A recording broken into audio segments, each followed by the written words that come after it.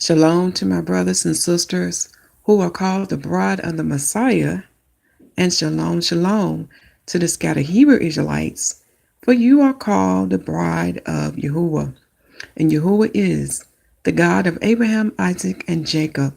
Shalom. What you see before you is a picture of people from different tribes and nations. So take this time to look at this picture, okay?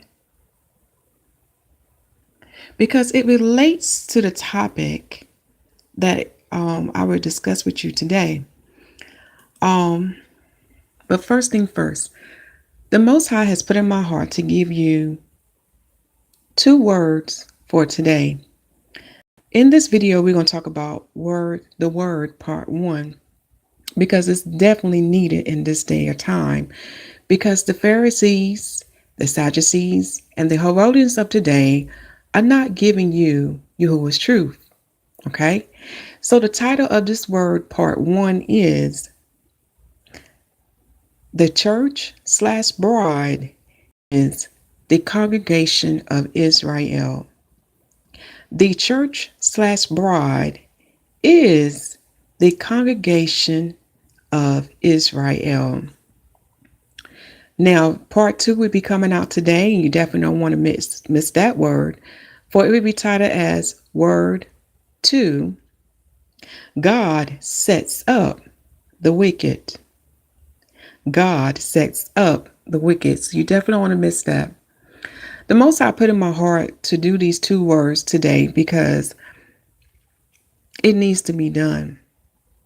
We don't know him, but yet we call ourselves his children and his bride. But we don't know him. So that word needs to come out. Now for the word part one. Forgive me, my brothers and sisters, because I'm using terms that the majority can understand.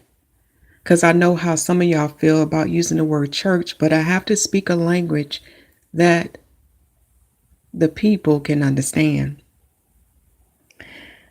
When we come in the whole volume of the book of the 1611, the Pharisees, Sadducees, and Herodians today are not giving you the true definition is what is the church as bride. You're getting maybe part truth, or you're getting truth mixed with a lie, or you're not getting truth at all. So this word need to come out. But first thing first, the announcements.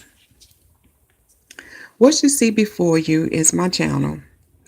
And on the channel, you definitely want to get a copy of the Most High calendar. It is free, my brothers and sisters, because it is written in the word that we should not charge you these things. The price has been paid. See, the knowledge of Yahuwah is given freely, but you have to receive the new covenant.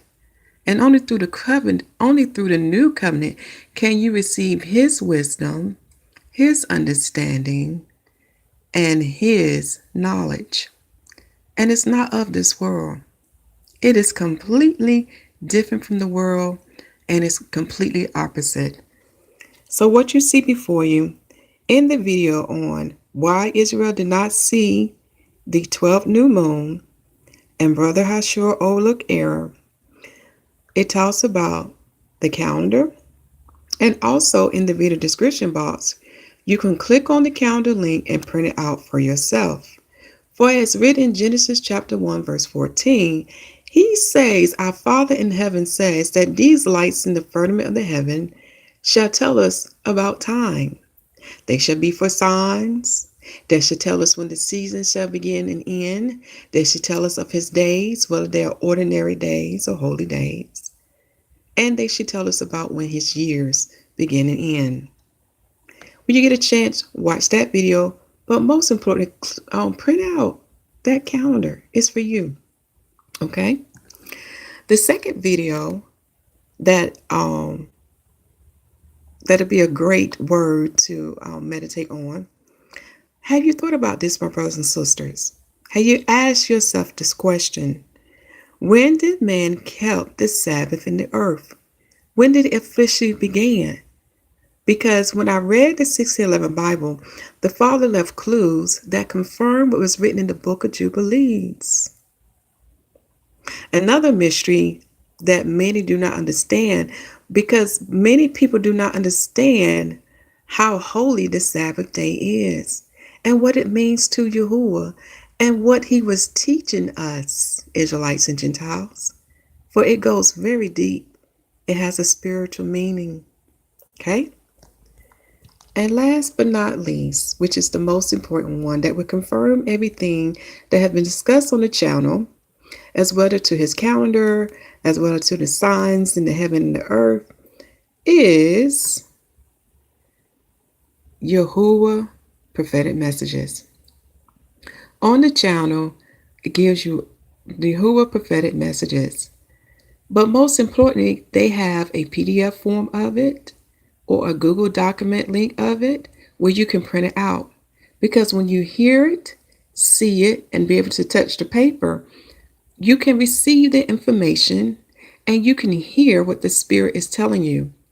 For Yahuwah has spoken through his messengers as prophesied and written in the book of Joel and in the book of Acts. He has confirmed unto us we are in the seventh day from Adam, which is the season for the Messiah to return. We shall not know the day and hour of his coming, but we shall know his season of his coming, as written in Matthew chapter 24 and 2nd Ezra chapter 7 in the Apocrypha. Check out the 1611 on that. Okay, now that we have discussed that, now let's go to the 1611 Bible, because this is very important that I want you to know, Israelites and Gentiles. See, we have many enemies today, many enemies who do not want you to know the truth, for they do not want you to choose Yahuwah. Okay? They are very crafty at what they do, and they have misled many others.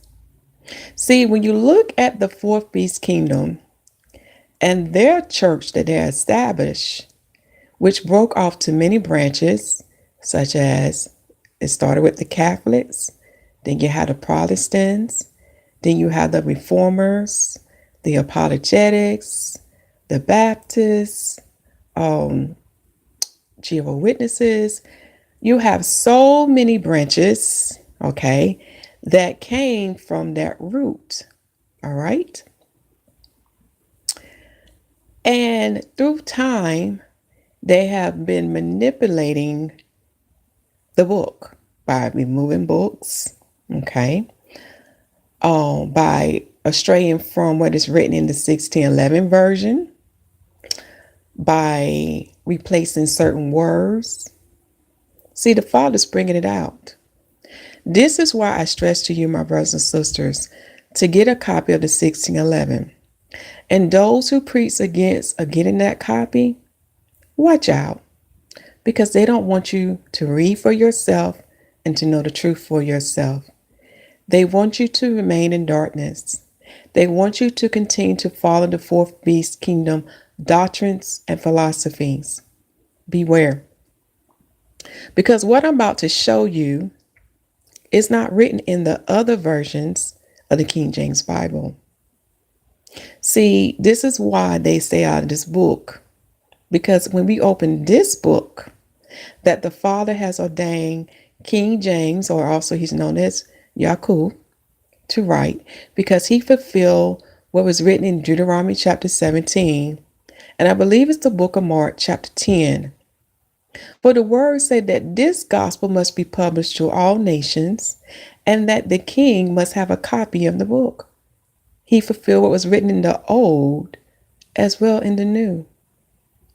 This is the only book that has went out throughout the whole world and have been translated into many other languages. No other book has done what this book has done. Now, just because our enemies has did some deceitful things, rely on the Spirit of Yahuwah to teach you all things, my brothers and sisters. For the words say, as 1 John chapter 2, verse 27, And the book of John, from chapter 14 to chapter 16, you will learn it will be the Spirit that will teach you all things. No longer will the Levites teach you. No longer will the kings of Israel teach you. Okay? No longer will flesh teach you, for flesh had led you astray, Israelites and Gentiles. It is now his Spirit. That is the mystery that many do not understand. When you understand that mystery, do you understand why it's written in the book of Ephesians for us to submit ourselves to one another? And why it's written in 1 Peter chapter 3, why the woman can live when her husband over in conversation, because it's not her, it is the hidden man of the heart, if those who understand what that means. But now let's get on track and let's begin with the word. So, the church/bride is the congregation of Israel. To understand what is the congregation of Israel, you got to go in the old covenant, my brothers and sisters. You got to go into Knock, because it tells you the group of people that makes up the congregation of Israel. When you understand that, then you understand what is written throughout the whole entire book. But here's the proof. For example, this is not the only book, but it's in other books as well. In the 1611 Bible, the prophet Isaiah, in that book, in the chapter summary, it talks about the church. Now, isn't it funny how the church is mentioned in the old covenant before the new covenant? See, I'm emphasizing this because Christians, which come from a Greek word, Christiani, okay, believe that it started with them being the church. But they're not understanding where the true beginning of the church began. See, there's nothing new beneath the sun, my brothers and sisters. Okay? What's done in old is also done in new. But here's the proof. When you go throughout the book of Isaiah and you read the chapter summaries, you will see the word church mentioned. What did that mean? Who made it up? So let's read this summary here. It says, Yahuwah comforted the church with his promises. He appeared to the people for witness of his omnipotency. He foretelleth the destruction of Babylon and his wonderful deliverance of his people. He reproveth the people as inexcusable. So what I'm going to do, I'm just going to read a couple of verses to get an idea. Who is this church that Yahuwah is comforting with his promises? Let's see. Okay. But now thus saith Yahuwah, that created thee, O Jacob, and he that formed thee, O Israel. Fear not, for I have redeemed thee. I have called thee by thy name, thou art mine. Now that verse says a whole lot. Let us keep reading. When thou passest through the waters, I will be with thee, and through the rivers, they shall not overflow thee. When thou walkest through the fire, thou shalt not be burned, neither shall the flame kindle upon thee. For I am Yahuwah thou Elohim, the Holy One. Oh, I'm sorry. That's in Isaiah chapter 43. Sorry about that. Isaiah chapter 43. Verse 3. For I am Yahuwah thy Elohim, the Holy One of Israel, thy Savior. I gave Egypt for thy ransom, Ethiopia and Seba for thee. Since thou wast precious in my sight, thou hast been honorable, and I have loved thee. Therefore will I give men for thee, and people for thy life. Do we hear that, Israelites and Gentiles? This is how much he loves Israel. But let's keep going.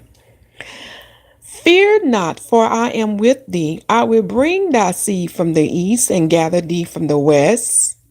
And I would say to the north, give up, and to the south, keep not back. Bring my sons from far and my daughters. I'm sorry, I had to pause because when comments come up, it blocked my view from the scriptures. But we're going to start this verse over again. I would say to the north, give up, and to the south, keep not back. Bring my sons from far and my daughters from the ends of the earth. Even everyone that is called by my name, for I have created him for my glory. I have formed him. Yea, I have made him. Now, this is a whole chapter you do want to read, but that's to give us an idea who makes up the church as bride. See, Christians, I have to speak to you now because you have been mistaught. You have been taught that you have replaced Israel, but what's done in the old is also done in new. You have not replaced them. Okay. Even Paul warned you not to boast against the natural branches. Romans 11. See, if you study the Old Testament, you will understand what's done in the old is also done in the new. Nothing has changed. Now, to the Gentiles, do not worry. I have something for you because it's also in the book of Isaiah. Okay, because we're going to get the true understanding who makes up the congregation of Israel. But let us get this straight. The church began with the nation of Israel, Israelites and Gentiles. Do not be deceived by the fourth beast. Do not be deceived by the Roman Catholics and those who had came from the Roman Catholics, even though they may look different, walk different, talk different, may have slight different doctrines, but their root still comes from them. Okay.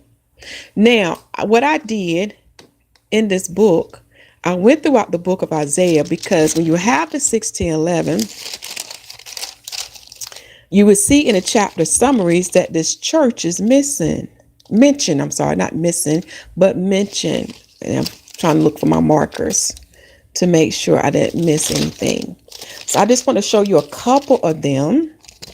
Okay, so bear with me so you can have it.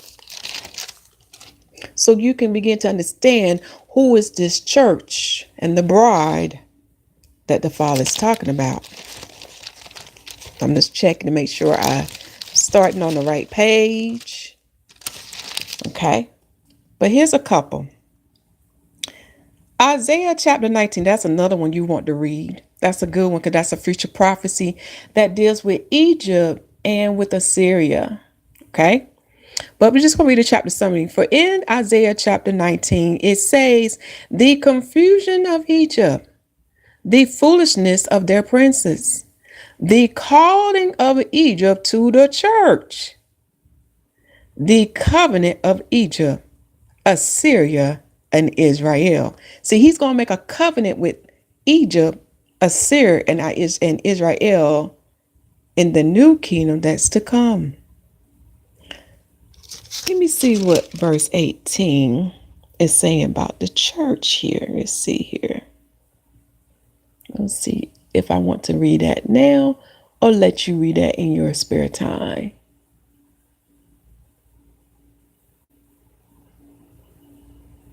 I'm going to let you read that one in your spare time, my brothers and sisters. But I do want to point this out. In verse 20, and I'm going to go up higher, notice that Yahuwah going to send them a savior, Egypt, because they're going to be oppressed. To understand what that means, you got to read Daniel chapter 11. I'm going to say that for you to read in your spare time. Let's go to another one. Here's another one, my brothers and sisters, in the book of Isaiah, chapter 27. For it says here, the care of Yahuwah over his vineyard. Don't that sound familiar? Vineyard.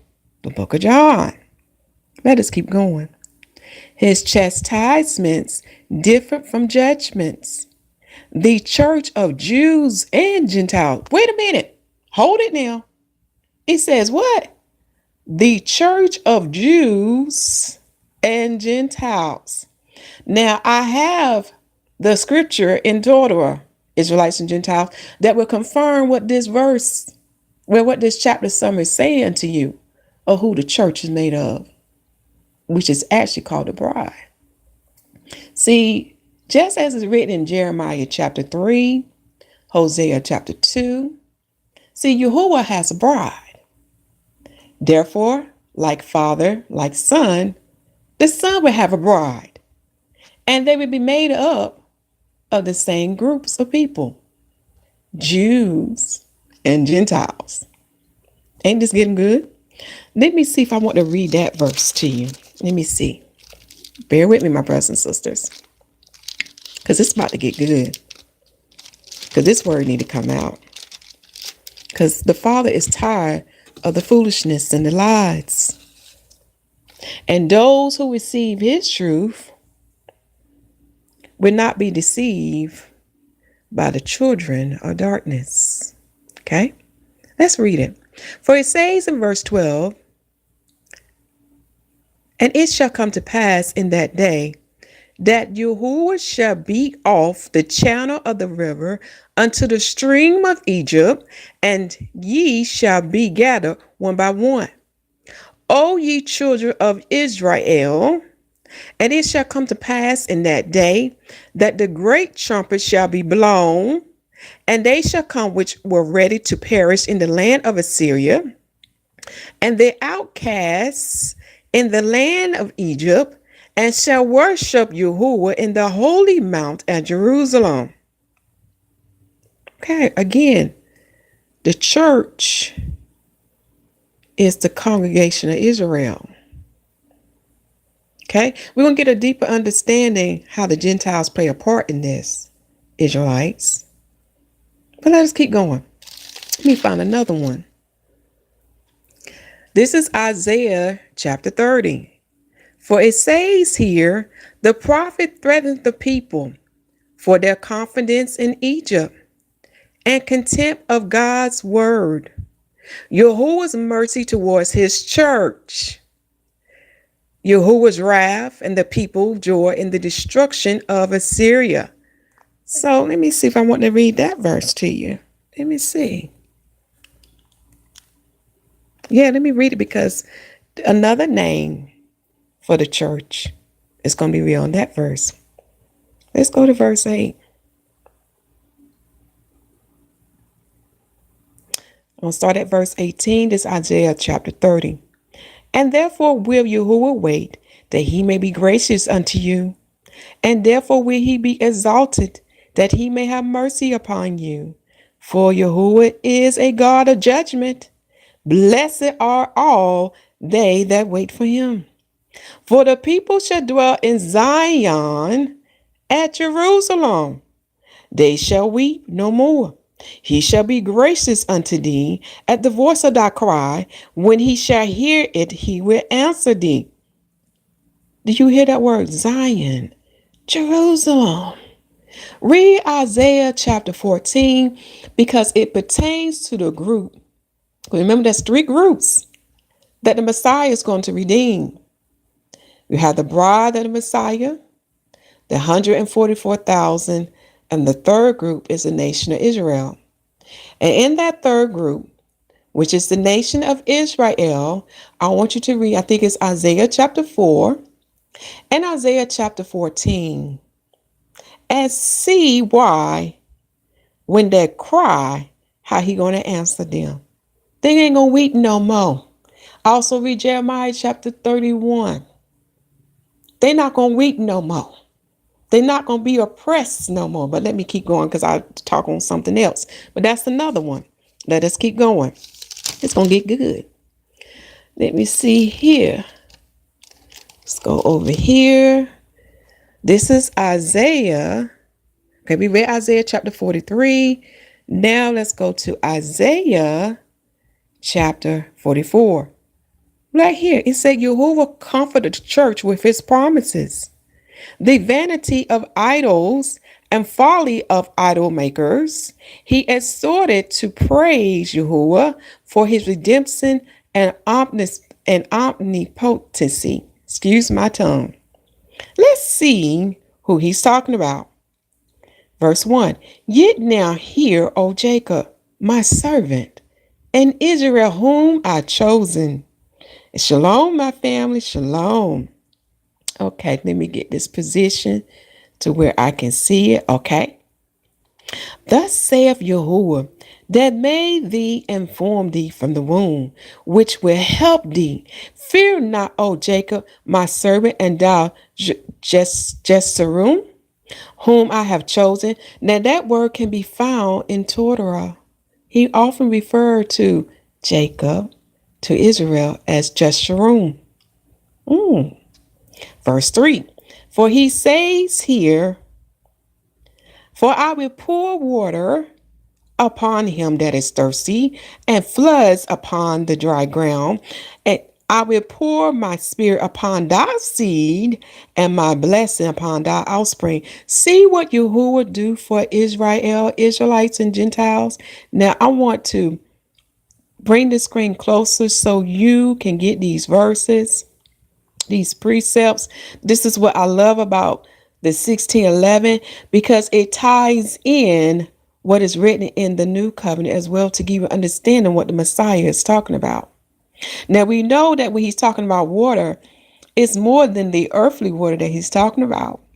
See, when you read John chapter 6, you begin to understand what the Messiah said, how you should never go with thirst and you should never hunger.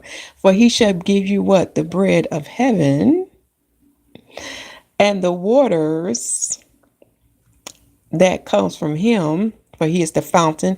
That's what that I believe that I that means, his name I means. He is the fountain. He is the fountain that gives you waters, a life. You got to understand what that waters is, because he possessed the 7 eyes and 7 spirits of Yahuwah. And through,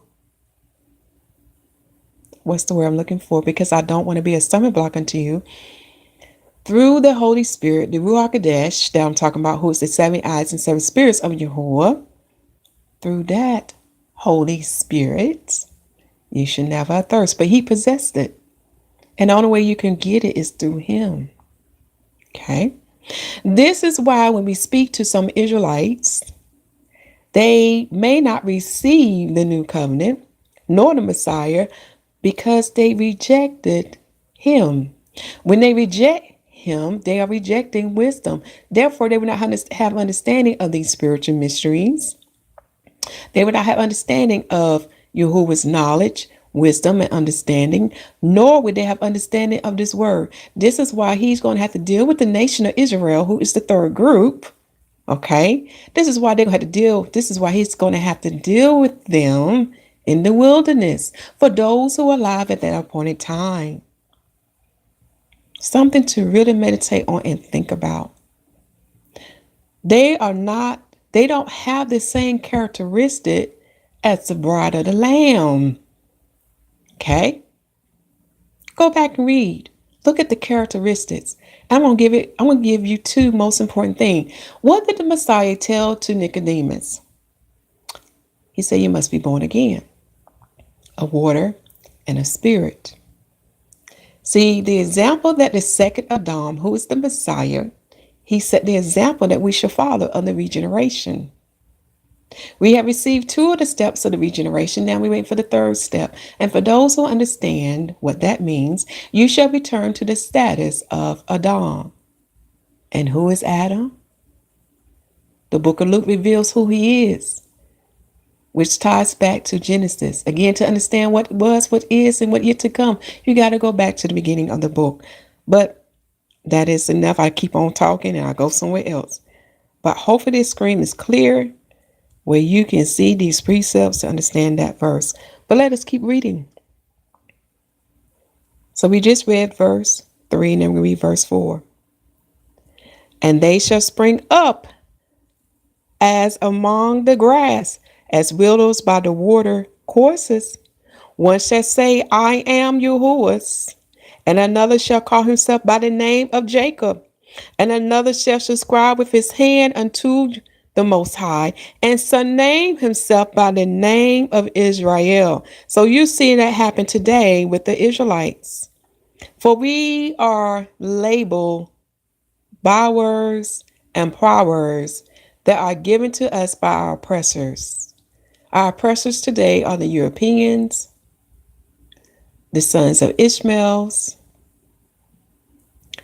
the sons of Ham, as well as other nations of the earth, as written in Psalms chapter 83, Deuteronomy chapter 28, Leviticus chapter 26, and by many other scriptures. We are labeled as bywords and proverbs. We're not even called by our true tribal name anymore. For as written in the Song of Moses in Deuteronomy chapter 32, we will be hidden, and Israel shall cease to exist no more. And we can see that. For the world don't know who we are. But in all due time, YAHUAH is real, as written in Ezekiel chapter 38 to Ezekiel chapter 39. When our Father received his honor and glory, just as it was in the days of Exodus, then he shall reveal to the world who we are, Israelites. Okay? So as of now, only some of the Gentiles will be privileged to know who we are. For they are the blessed chosen one by our Father. He chose them to know who we are. But not all the Gentiles will know who we are. For the word has to be fulfilled, and it cannot come back void. So as you see now, we are naming ourselves because our Father is the Father of the Israelites. Therefore, he has given us his name. This is why you see Yahusha. This is why you see Yah in the name of Yahusha in Hebrew. Okay, because we carry our Father's name. And you will see his name also in his servant's name. You will see that as well. For example, my name is Yetiah. In Hebrew, it means Yah with me. Okay? All right, let's keep going. Thus saith Yahuwah, the King of Israel and his Redeemer, the Lord of hosts, I am the first and I am the last. Besides me, there is no God. And he's making clear he is the most high God. He's beloved. He is above all gods, which is the lowercase gods. He's a beloved. He's above them. Okay.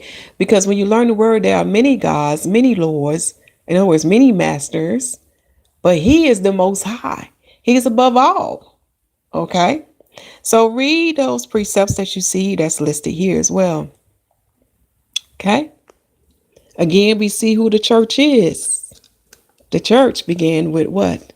Jacob, who is known as Israel. Let me see if I want to read these next verses. Yes, let's close this out with the next two verses.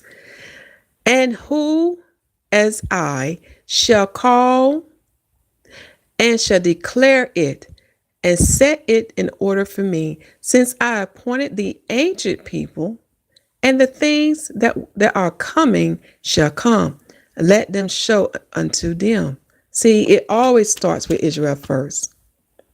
Again, just as judgment came to Israel for their disobedience first, will he not show these divine things in these last days to Israel first? See, some things he will show to the Gentiles, but even the Gentiles have to come to us to get the full understanding. Now we can see in the scriptures why.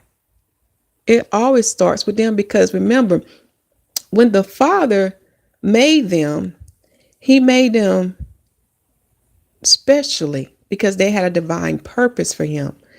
They were to be the nation to lead Adam, which is mankind, back to him.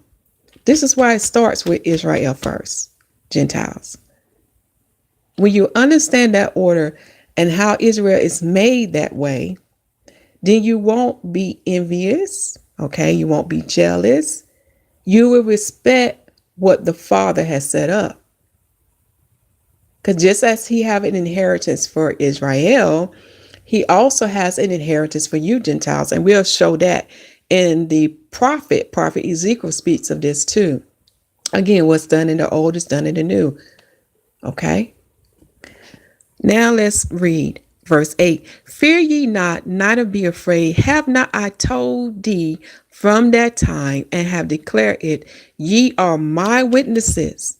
Is there a Elohim besides me? So the Father let us know there's no God besides him. He's above all. Yea, there is no God. I know not any. So no one can compare to him. No one can do what he does. He is the most high God. Okay? And you can see that in the Israelite. When you meet us, you cannot change us. You cannot deter us. And we're a very peculiar people because we was made to be that way. And the Father declared in his word we to be a peculiar people.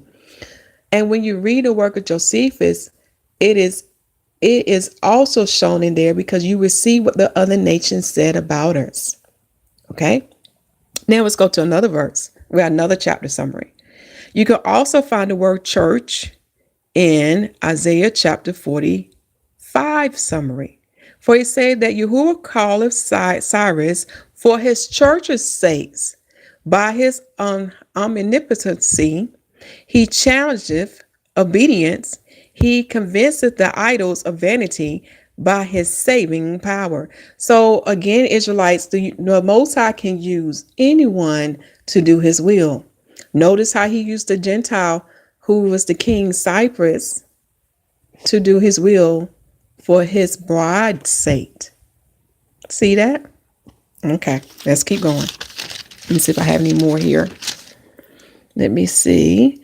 We also have this in Isaiah chapter 49. For it says here, the Messiah being sent to the Jews, complaineth of them. He is sent to the Gentiles with gracious promises. Yahuwah's love is perpetual, all to his church. The ample restoration of the church, the powerful deliverance out of captivity. So just by reading this chapter 7 alone, who is he have to restore to their proper place? And I'm going to speak to you, Christians, who also in the Greek tongue known as Christianity. Okay. I'm speaking to you. Who is this church he has to restore in their proper place? When you read Romans 11, okay, just like he had mercy upon you, Gentiles, did not the word say he gonna have mercy upon Israel? Because through our downfall, ye was able to receive salvation. Do you understand what Paul has written unto you? So again, you cannot boast. You cannot say that y'all have taken the place of Israel, because that's not the truth. That's not the word of the Most High.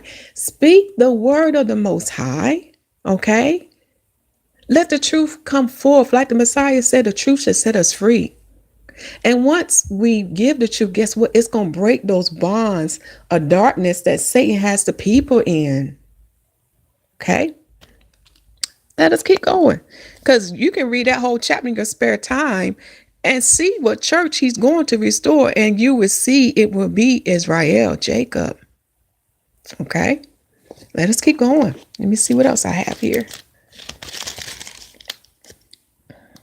This is in Isaiah chapter 60. The glory of the church in the abundant access of the Gentiles, and the great blessing and the great blessings after a short affliction. You can read that. So now we go into the nitty-gritty to confirm what made up the congregation of Israel, which we know now through his word, through his prophet Isaiah, that the congregation of Israel is the church/bride. Okay, let's go to Deuteronomy chapter 29. This is in Torah. So no Israelite can argue or detest this, because if they don't receive this, that's on them. Because if they are alive at their appointed time, Yahuwah is going to deal with them. Okay. Because he said to the prophet Micah, and let me go to that first, because this is a warning to you, Israelites. The Father do not want you to turn away any Gentile who wants to worship and to serve him and to take hold of the new covenant. Okay? This also would go for in the eternal covenant, which will come later. We're not in the eternal covenant. That's another misunderstanding many has. See, to understand what covenant we are in, you got to go back to the beginning of things to understand this new covenant, okay? Because the Father foresaw what the fourth beast shall do. So because of what the fourth beast is doing now, we can't cross every T. We can't dot every I.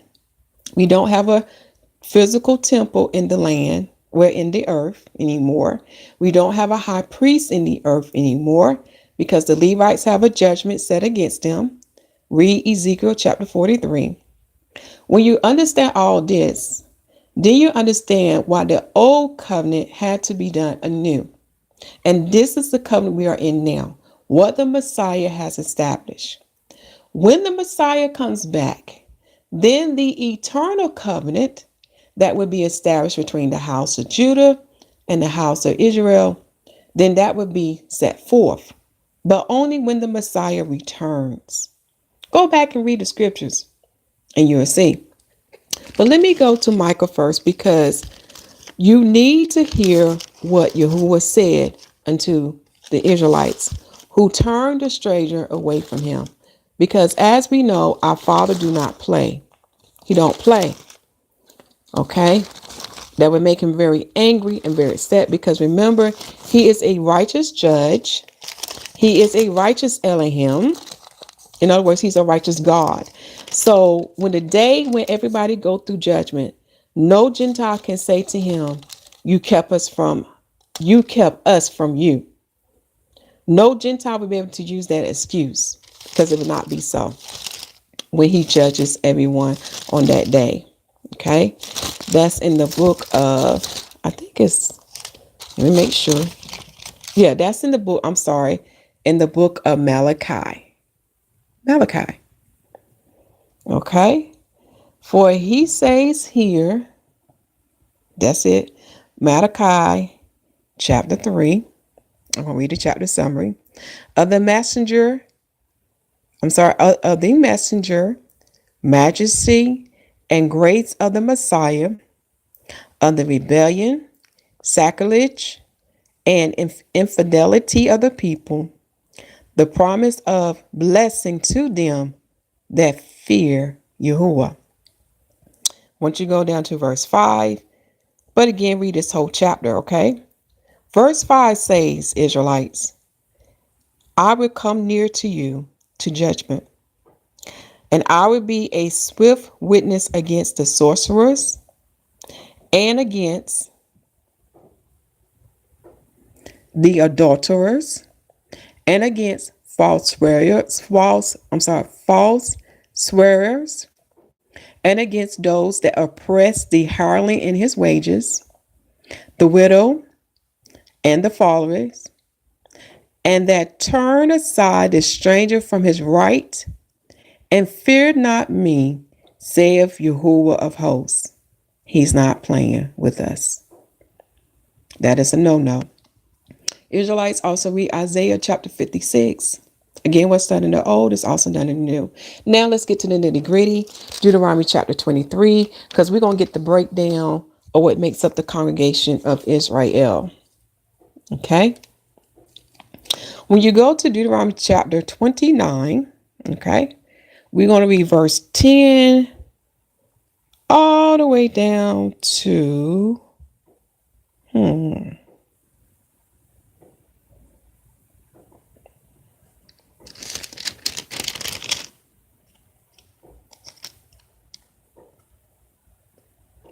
we probably stop at 22. But in your spare time, I want you to read that whole chapter.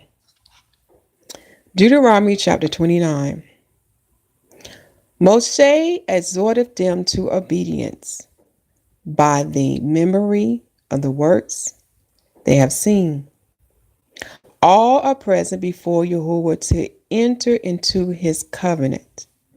The great wrath on him that flattereth himself in his wickedness. Secret things belong to Yahuwah. Now right here, This chapter summary is letting us know who's going to enter into that old covenant. Let's prepare to read Israelites and Gentiles.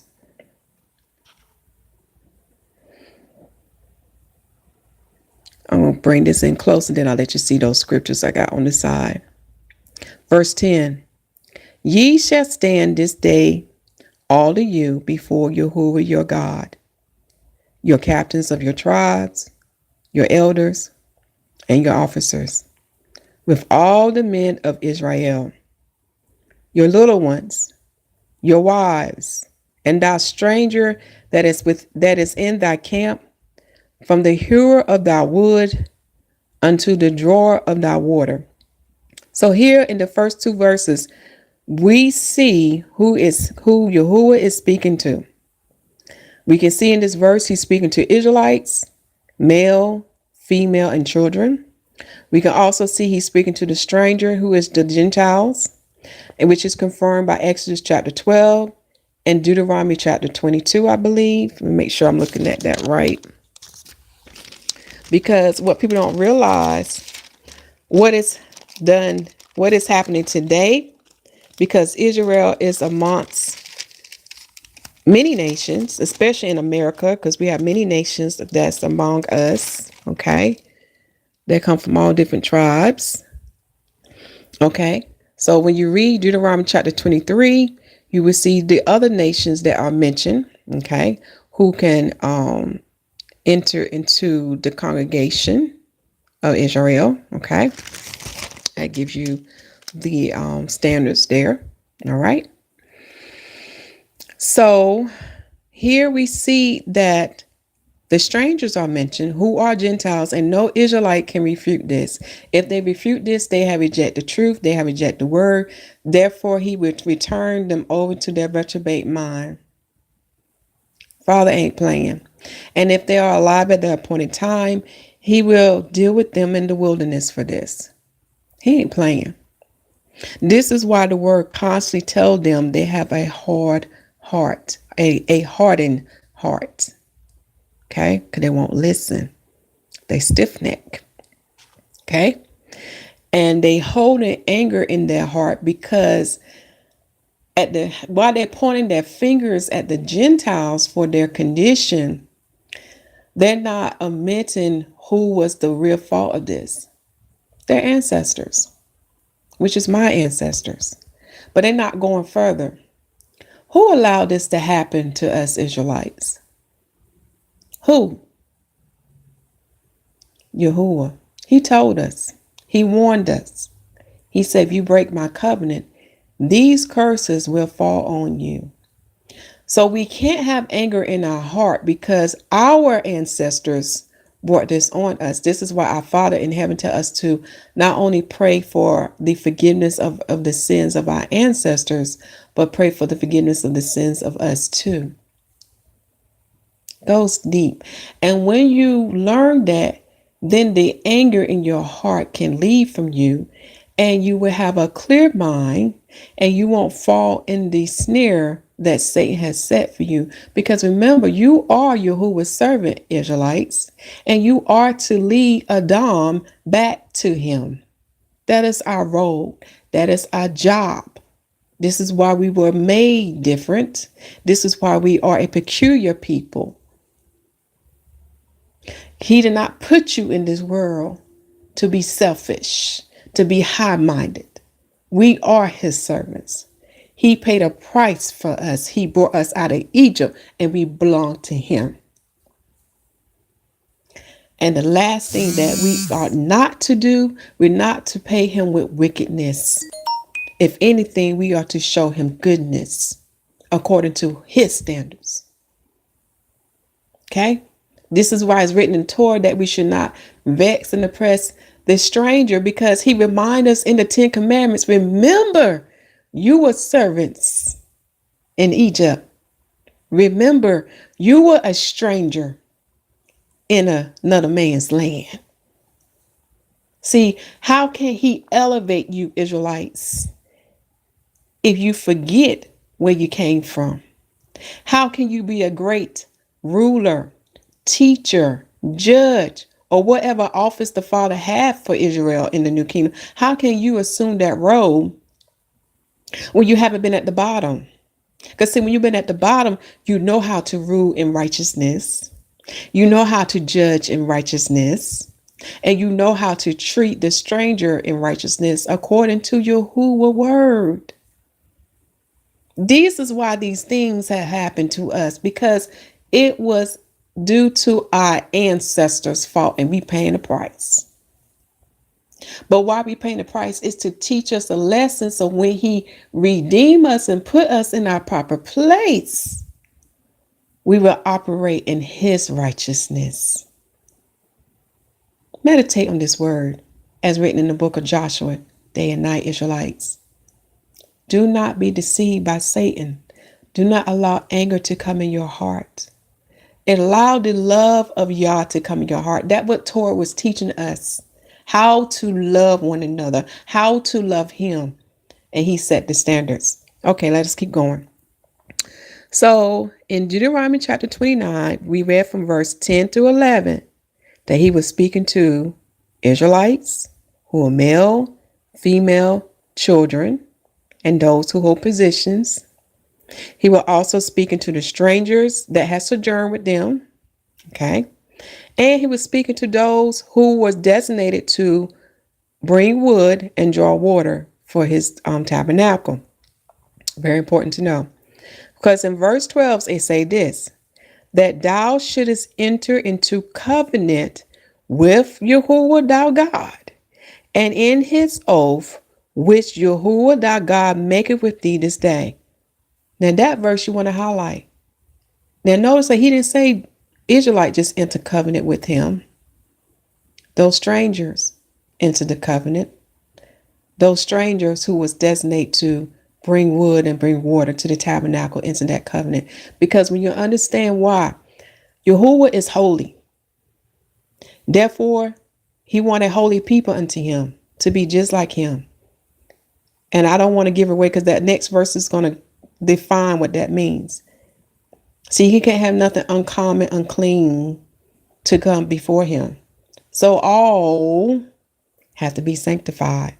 And that's going to be confirmed in this chapter that we're going to continue to read. Let us keep going. That he may establish thee today for a people unto himself, and that he may be unto thee a God, as he has said unto thee, and as he has sworn unto thy fathers, to Abraham, to Isaac, and to Jacob. Neither with you only do I make this covenant and this oath, but with him that standeth here with us this day before Yahuwah, our Elohim, and also with him that is not here with us this day. For ye know how we have dealt in the land of Egypt, and how we come through the nations which ye passed by, and ye have seen their abominations and their idols, wood and stone, silver and gold, which were among them. See, he reminded of what he brought them through and what they have seen. And notice that he's not only talking to those who are standing before him, who are Israelites and Gentiles, but he's also talking to the one that's not even there that day. And what he's talking about is the seed in that loin. See, that covenant passed down to the seed. Let us keep going. Verse 18, least there should be among you man or woman or family or tribe whose heart turn away this day from Yahuwah our Elohim, to go and serve the gods of these nations. Least there should be among you a root, gall, and wormwood. Okay? And gall and wormwood means poison, full herb. Okay? So I want you to see that. That's what I like about the 1611 Bible. Okay? And they give you a Hebrew word named Rosh. Okay? Let's see, can I bring that in? And hopefully this will focus.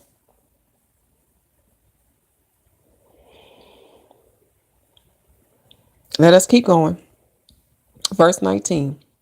And it come to pass when When he heareth the words of this curse, and he bless himself in his heart, saying, I shall have peace, though I walk in the imagination, to add drunkenness to thirst.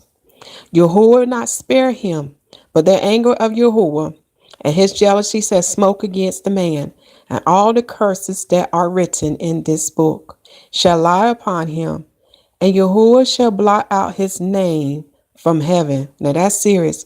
Notice that he's not only talking to the Israelites, but he's also talking to the Gentiles, because it made it clear those who are standing before him this day. Notice he said here in verse 19, if you continue in the imagination of your own heart, that means you continue to do your will. You continue to harden your heart and not do the will of Yahuwah. You're going to bring that curse upon you, Israelites. For you are in a covenant. You are in a marriage. And when you understand what that means, it's a commitment unto the Father. It's no joke. So just like in this new covenant, we are the bride of the Messiah. We are married unto him, and he gave us the standards to follow. He gave us the instruction, and he showed, and through that new covenant, he's going to show us how to keep Torah in this beast kingdom, in the fourth beast kingdom. He's going to show us how to keep. Sorry about that. Let me say that again. Only through the new covenant. In that new covenant, because he who dwells in us, that is the reason why the sight of YAHUAH eyes. That is the reason why we are sanctified. We are holy, which means set apart. Okay? Do you see the parallel between the old covenant and new covenant? There's nothing new underneath the sun. He had to sanctify them for this too. And that's confirmed, I think it's in 1 Corinthians chapter 10, verse 1 through 4, which is the precept to Exodus chapter 17. Also, the prophet Ezekiel said that for them to keep the Sabbath, they had to be sanctified for that too, which confirmed was written in the book of Jubilees. When you understand what it means to be holy and sanctified and why a covenant had to be established, when you understand that, then you will see how the new covenant today we're in is no different from the old covenant. But we have transitioned from carnal now to spirit and in truth. When you understand, then you understand why the second Adam had to establish a new covenant. Because without it, we won't be able to get into the new kingdom. That is to the bride of the Messiah. That is to the 144,000 and to the nation of Israel. Goes deep. Okay? So that's something else to meditate on. Verse 21, and Yahuwah shall separate him unto evil out of all of the tribes of Israel, according to all the curses of the covenant that are written in this book of the law, so that the generations to come of your children that shall rise up after you, and the stranger that shall come from a far land shall say, when they see the plagues of that land, and the sickness which Yahuwah hath laid upon it, and the whole land thereof is brimstone and salt and burning, that is not sown, nor beareth, nor any grass groweth therein, like the overthrown of Sodom and Gomorrah, Admah, and Zeboim, which Yahuwah overthrew in his anger and in his wrath. And this confirmed what Joel prophesies. Even all, wherefore hath Yahuwah done this, thus unto this land, which meaneth the heat of this great anger. Then men shall say, because they have forsaken the covenant of Yahuwah of their fathers, which he made with them when he brought them forth out of the land of Egypt. And we're going to stop there. But this whole chapter is great. This whole chapter is great to read. But now we have the confirmation of what makes up the congregation of Israel. Again, in the old covenant, it was Israelites and Gentiles. For the Most High wanted to set apart people unto him, a sanctified people that would be an example unto Adam, which is mankind. Now to the Gentiles, this is what I want to show you. because in the third group in the nation of Israel, he has inheritance for the Israelites in that nation, but he also have an inheritance for you too. Because remember, the strangers dwell in the land with the Israelites. Okay. So what's done in the old shall also be done in the new kingdom as well. There will be Israelites and Gentiles dwelling in the land of Israel together. And here is the proof. The prophet Ezekiel confirms this. And he also gives you more insight of what should take place in the new eternal kingdom, as well as the other prophets as well. Okay, so I'm just trying to get to that book. Bear with me. I'm almost there.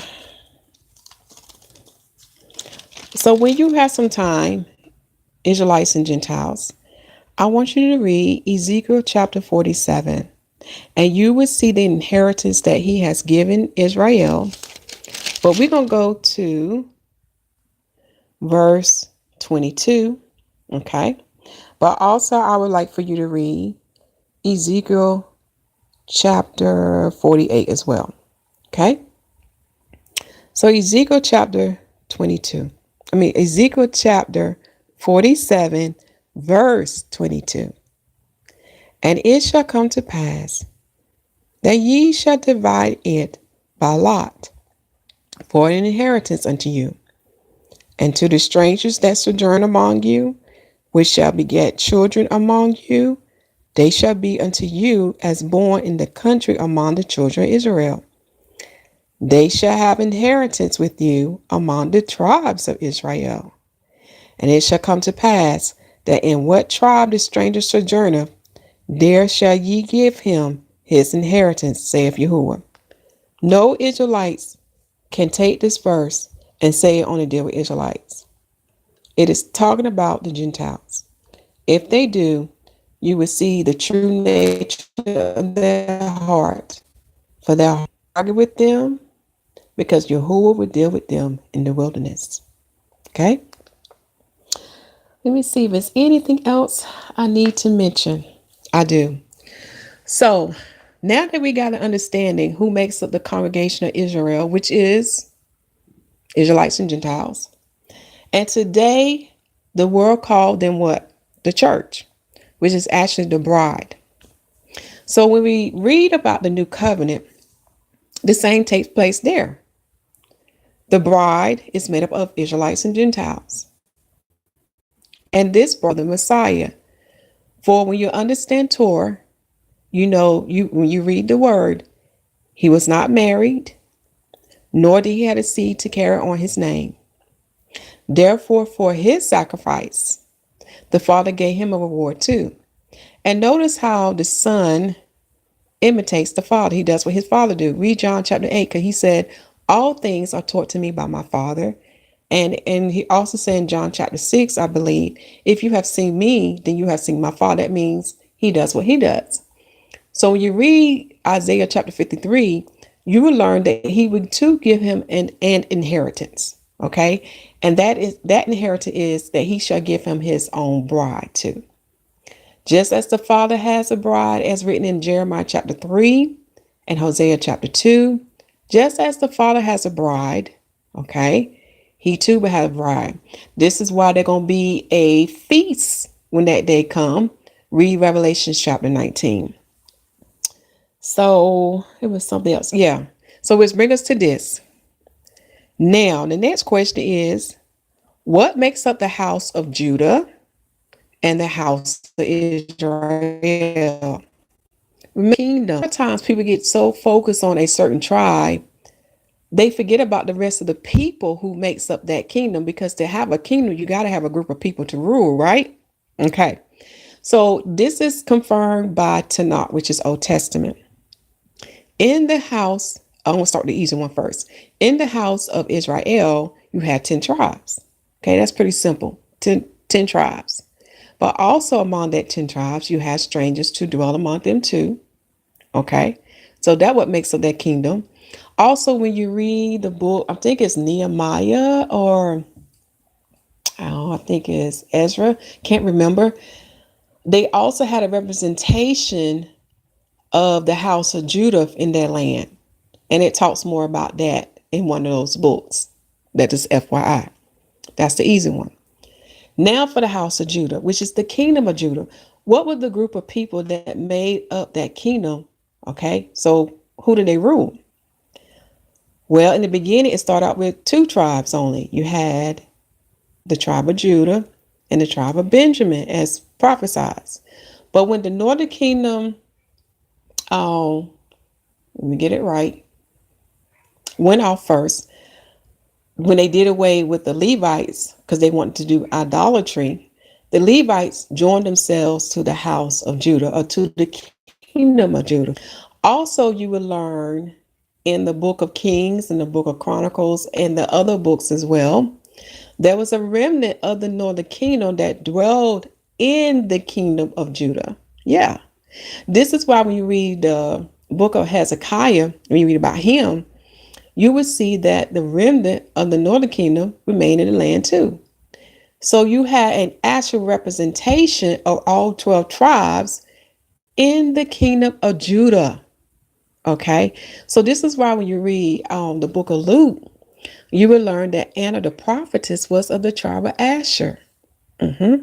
So what I'm trying to get you to understand, my brothers and sisters, when you hear these words or these terms, like the congregation of Israel, the house of Judah, which is known as the kingdom of Judah, or the house of Israel, which is known as the kingdom of Israel, what you need to ask yourself, what group of people made up that group?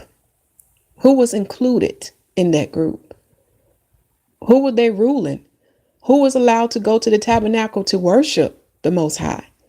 See, when we get all these details, we get a better picture of things of what was going on during the days of the Messiah, and also during the days that was written in the Old Testament. Then you can see the parallel between the Old Covenant and the New Covenant, and you can truly understand what King Solomon written about nothing being new beneath the sun. And by knowing this, it would keep you out of the fourth beef doctrines, especially of the Pharisees, Sadducees, and Herodians of today, who be preaching non-truths. So I hope this was a word of encouragement. I hope you understand what I'm saying, because you do not want anybody to keep you from the kingdom of heaven. The Messiah stressed this: seek ye the kingdom of heaven. If we seek the kingdom of heaven, all these things will be added unto us. And then you begin to understand about these three groups and how these three groups differ and what their role and their purpose is and what is yet to come. Because two of the three groups shall be redeemed in the heaven. Okay, because they got a role to play. And the third group shall be redeemed in the earth, for they have a role to play with the last wicked one that's coming. And when you study their characteristics, you begin to see, hey, there are three distinct groups here. Do you begin to understand the prophecies and which pertain to which group?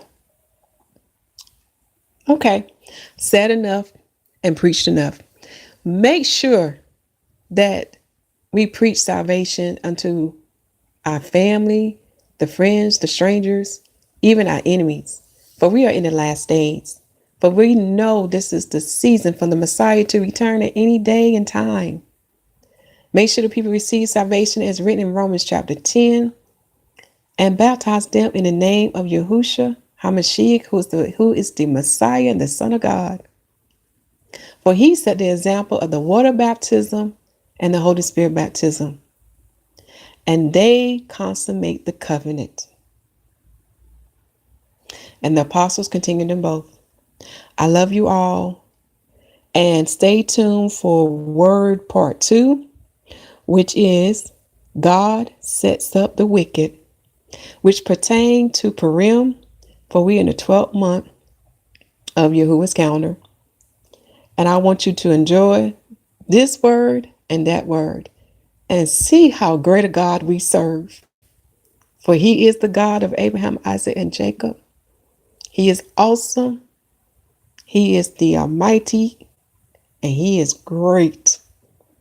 I love you all, and shalom. And shalom means peace. And do you know who that peace is? Read Matthew chapter 10, verse 11 to 12, and Matthew chapter 28, verse 20. Shalom.